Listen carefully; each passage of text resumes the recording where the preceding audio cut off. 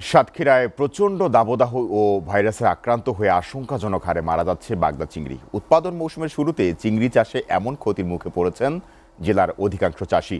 নিম্নমানের রেণুই বিপর্যয়ের কারণ অভিযোগ চাষিদের। তবে ব্যবসায়ী নেতাদের দাবি, এবছর 90% চিংড়ি চাষি ক্ষতিগ্রস্ত হয়েছে।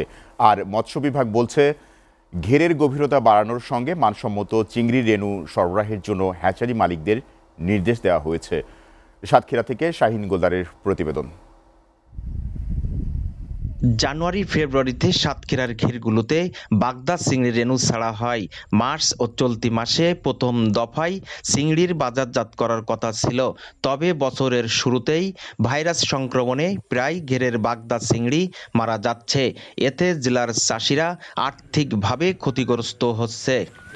জেলায় প্রায় ৮০,০০০ হেক্টর জমিতে মোট উৎপাদিত চিংড়ির ৯০% বিভিন্ন দেশে রপ্তানি হয়। বাকি ১০% দেশের অভ্যন্তরীণ বাজারে সরবরাহ করা হয়। চাষিরা বলছেন, অধিকাংশ ঘেরে উৎপাদন মৌসুমের শুরুতেই বাগদা চিংড়িতে এমন মড়ক লাগায় ক্ষতির মুখে পড়েছে তারা। কক্সবাজারের প্রোডাকশন ভালো না থাকায় আমাদের প্রত্যেক ঘের মালিকের ঘেরে ভাইরাস লাগছে এবং রৌদ্রে প্রচণ্ড তাপে মাছগুলো মারা যাচ্ছে। বৃষ্টি না হওয়ার কারণে এই ভাইরাসটা হয়তো বেশি দেখা দিয়েছে।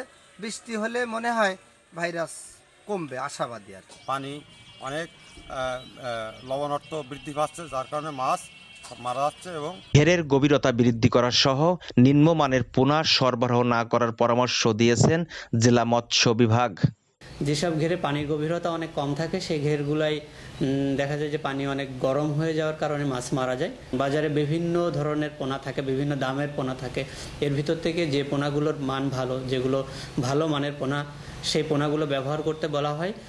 তাহলে দেখা যাবে যে রোগের সম্ভাবনা অনেক কমে যাবে। তবে এমন পরিস্থিতি থেকে উত্তরণে চাষিদের নিয়ে সেমিনার করলে উপকৃত হবেন, জানান চিংড়ি চাষিরা। বর্তমান প্রেক্ষিতে কী করলে ভালো হবে, কী করলে আমাদের উৎপাদন সুন্দরভাবে স্মুথ হবে, সেটা দিকে একটু পরামর্শ দিবেন। আমাদের চিংড়ি কিন্তু বিদেশে অনেক চাহিদা আছে, কিন্তু আমরা সেভাবে তাদের টার্গেট অনুযায়ী আমরা সরবরাহ করতে পারছি না।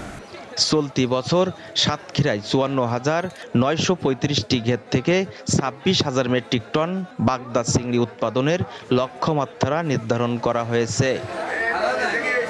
Shahin Goldar, SA TV, Satkhira.